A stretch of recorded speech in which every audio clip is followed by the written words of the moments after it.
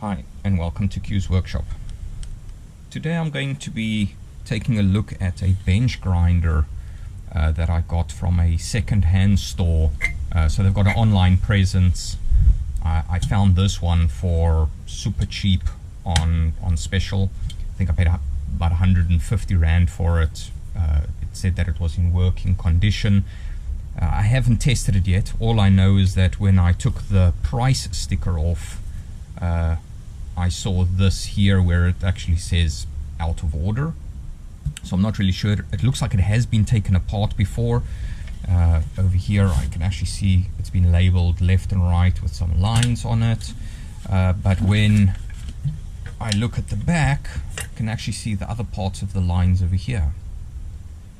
So it almost looks like this one has to go on to the left hand side, but then why is it marked as right? Unless they took it apart back to front and then marked it right and left. And here you can actually see there's some loose screws. This screw here is loose.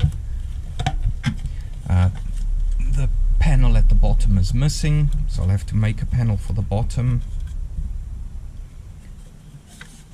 The switch here is a bit rough, so I'll probably have to look for another switch for it. In transportation, this was broken off, so when I received it, this is broken. You can actually see it's pretty new brake. If I look at what it looks like there, looks like it might have been cracked a bit, but the brake looks pretty new, and that just goes there. So I might just stick this here with some Pratley steel or something like that. I mean, those 3 bolt holes should be more than enough to hold it. So I might just put some Pratley steel to keep that thing in place. If I wanted to plug it in, but when I spun this, you can actually hear this wheel is not round.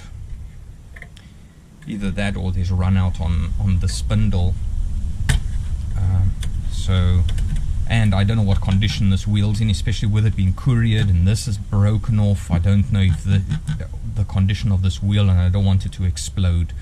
So I'm going to take this wheel off quickly, then I'll plug it in, give it a quick spin up, see if it spins, you know, how does the bearing sound on it, those kind of things. Then I'll start stripping it apart. So yeah, let me start taking this apart, and then or at least take this wheel off, and then we can take a look.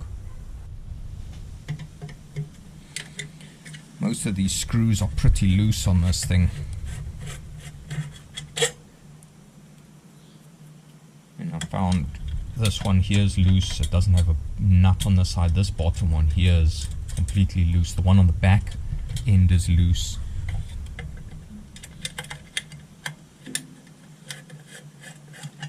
So it looks like it might not be working, so it definitely is out of order. Or somebody has fixed it literally just to sell it.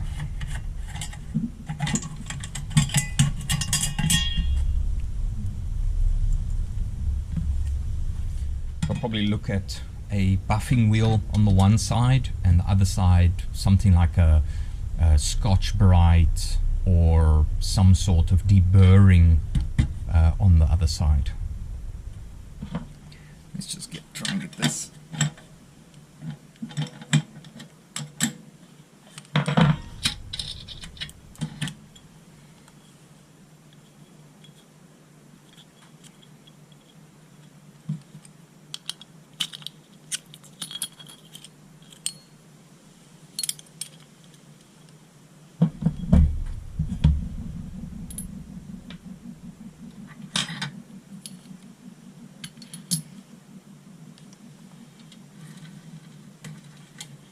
Bearings don't exactly sound very good. They sound a bit crunchy. But let's start it up. Stand back when I turn it on, and you can hear what it sounds like.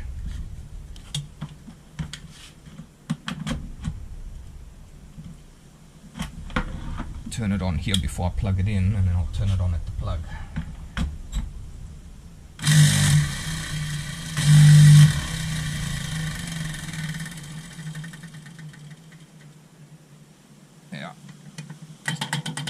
That sounds pretty rough.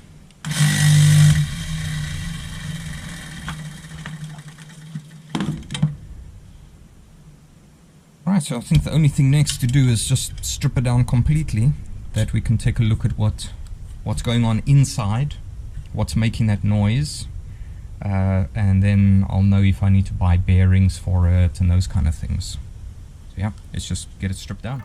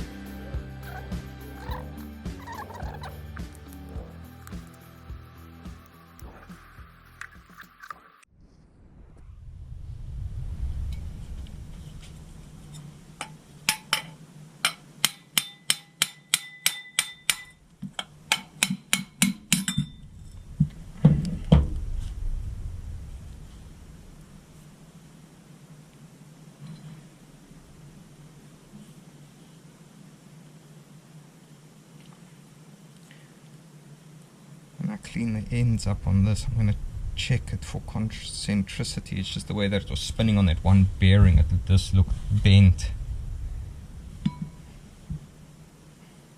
but it could just be the bearing itself. Now this bearing, these bearings are shot. I can actually feel it on my finger crunching.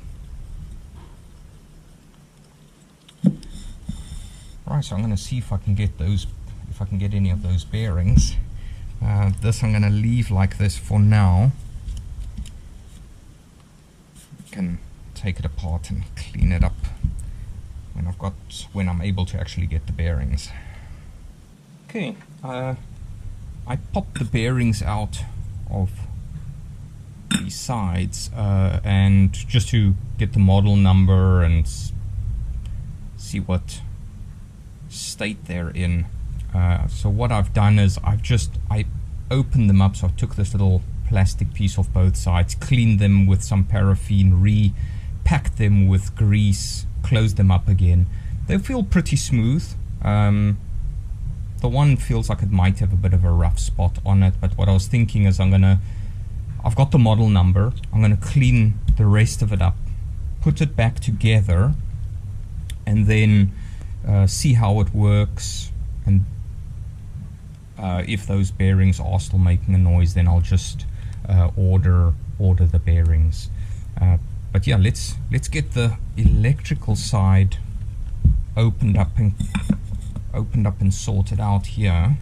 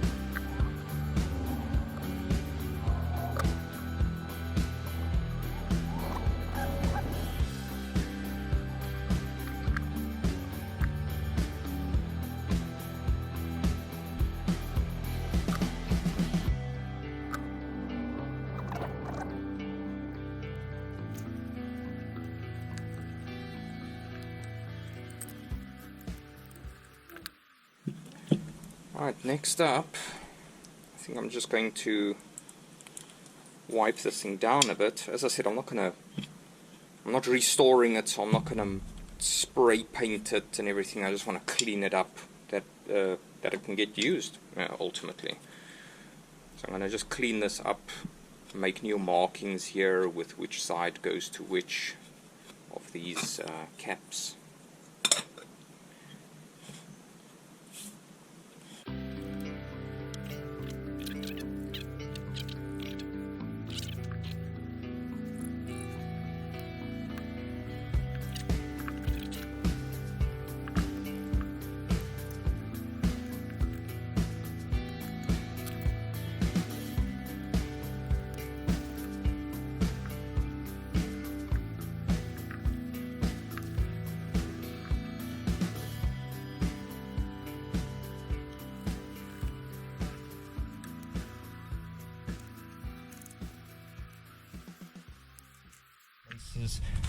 Let's just get the bearings.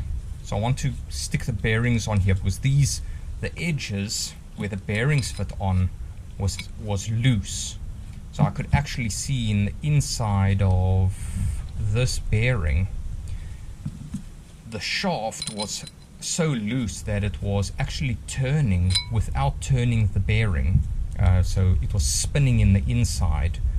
So what I've done is I've just center punched them there, just put a couple of center punches on at 90-degree intervals on both sides to hold it.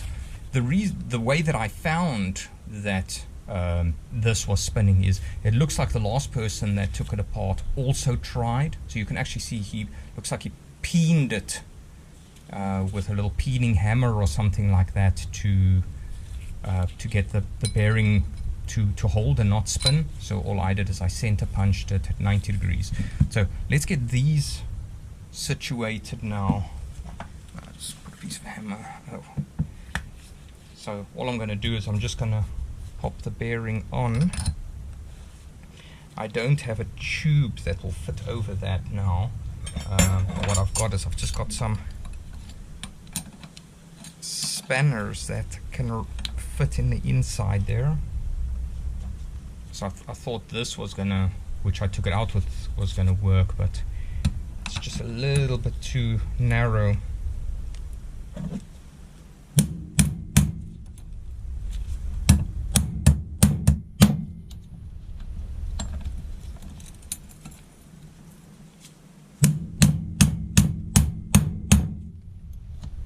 we go. First one is on.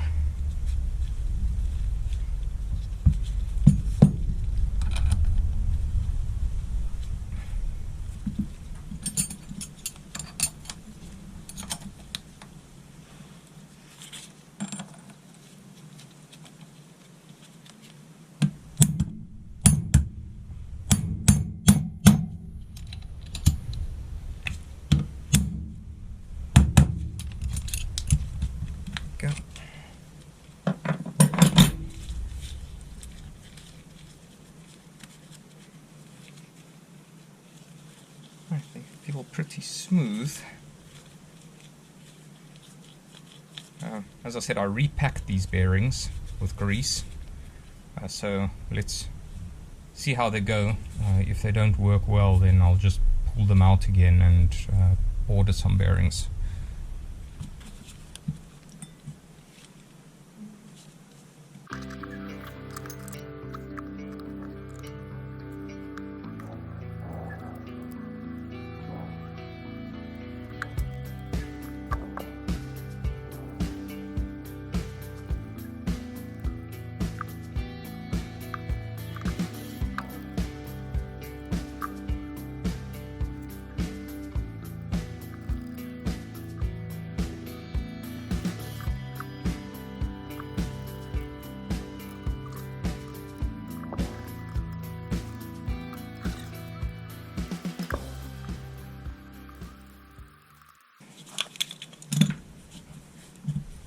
That's all the main work done.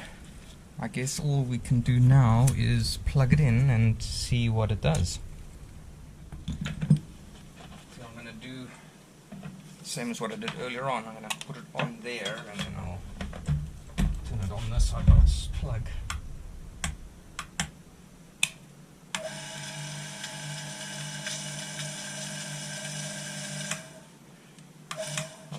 At least sounds better.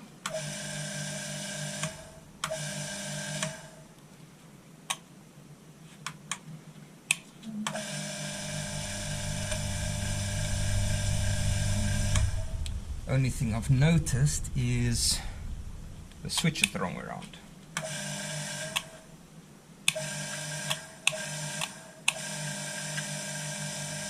So I had to take the switch apart to repair it, and that looks like I put it in the wrong way around. One of the terminals on the switch itself was loose at the back, so I had to fix that, and obviously put this little cover on the wrong way around. Right, I just flipped the cover of the switch over. There you can actually see the light comes on now. Right, let me get all the other stuff together and then I can fit that on. And what I've done is I've designed and 3D printed basically the same thing. It's wider, so it allows more space for the actual discs, especially when we start looking at discs like this. The wire wheels, they need quite a bit of space, where these don't work for it. So I've taken those off. I 3D printed, well, I designed and 3D printed a set of these. So all I'm going to do is mount these on and get the wheels on.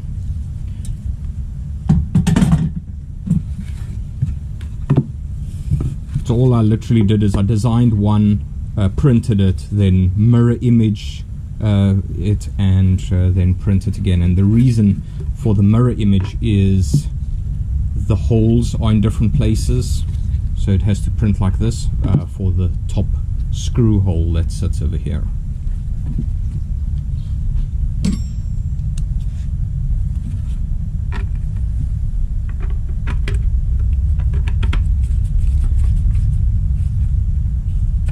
So I actually designed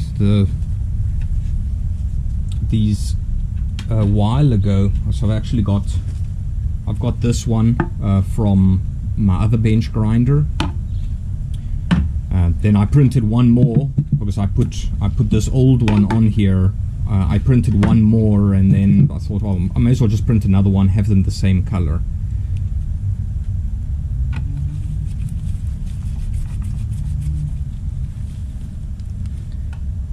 As I mentioned in the beginning, this is obviously not a full restoration of the bench grinder. I literally fixing it up, making sure it can work, making sure that it's safe, that it can get put to work. And that's really what I got it for, is for me to be able to use it, not have it all shiny and I don't want to use it because I don't want to make it dirty.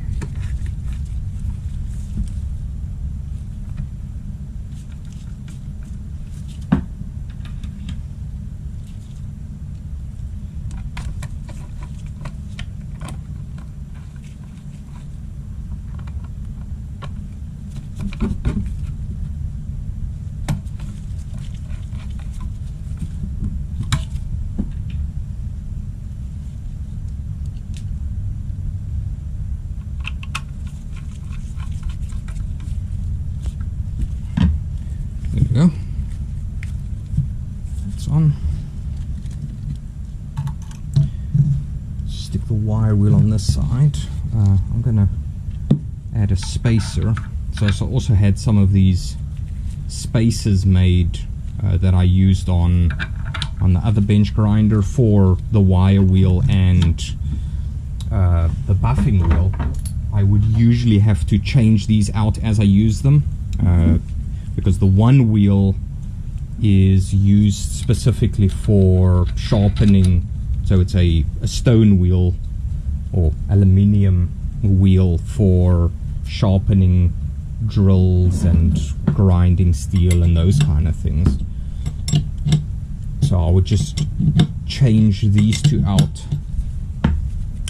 wheels out on the one side.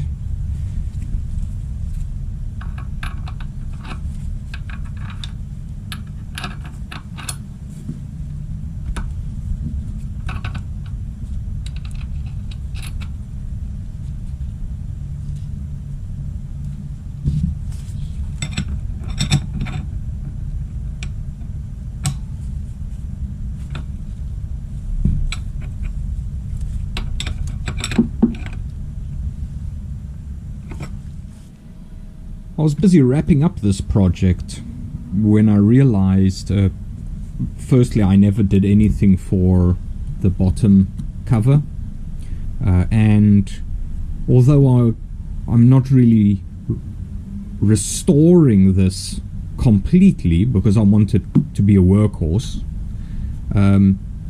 this little plastic cover here, and it's broken and the one piece is loose. I think I want to do a little bit better than that, and you know, the little switch doesn't even fit in there 100%. So what I then did is I designed and 3D printed these two pieces. So just one piece to fit on the bottom, and then another little plastic switch cover to go around the switch, and the switch fits in this. So it was designed with the size of the switch. It was, after printing, it did print a little bit small, so I just filed the hole a little bit bigger, but that's just to, I guess, make the aesthetic a little bit better of the bench grinder, and it also matches the two covers on the side. So I'm going to get that fitted now, and yeah, then that should be the end of it.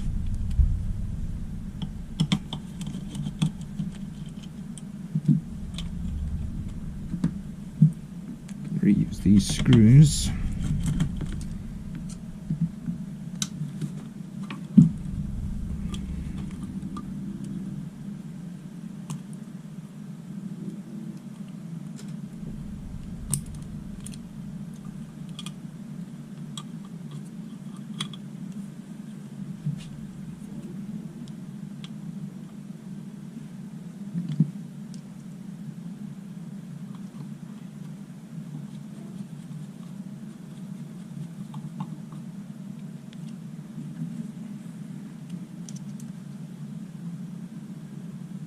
Okay, so just something very simple to make it look a bit better. See, this one's completely broken.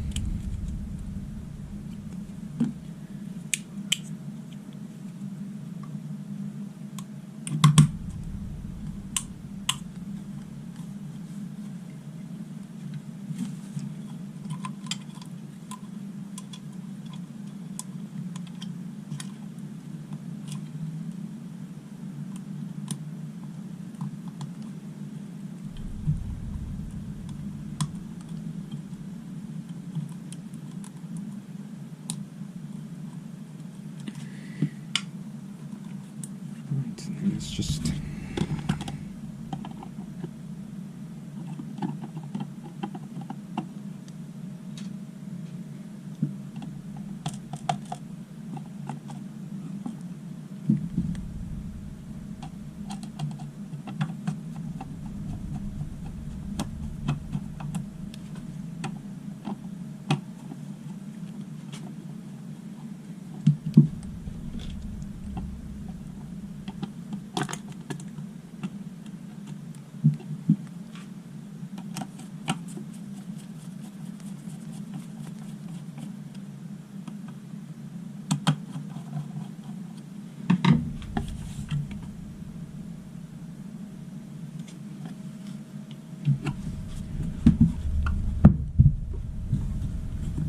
right, there we go. Just a small change like that.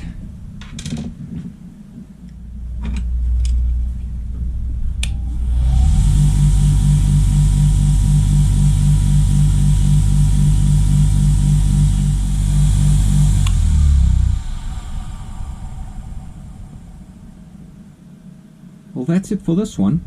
Thanks for watching, and I'll catch you in the next one.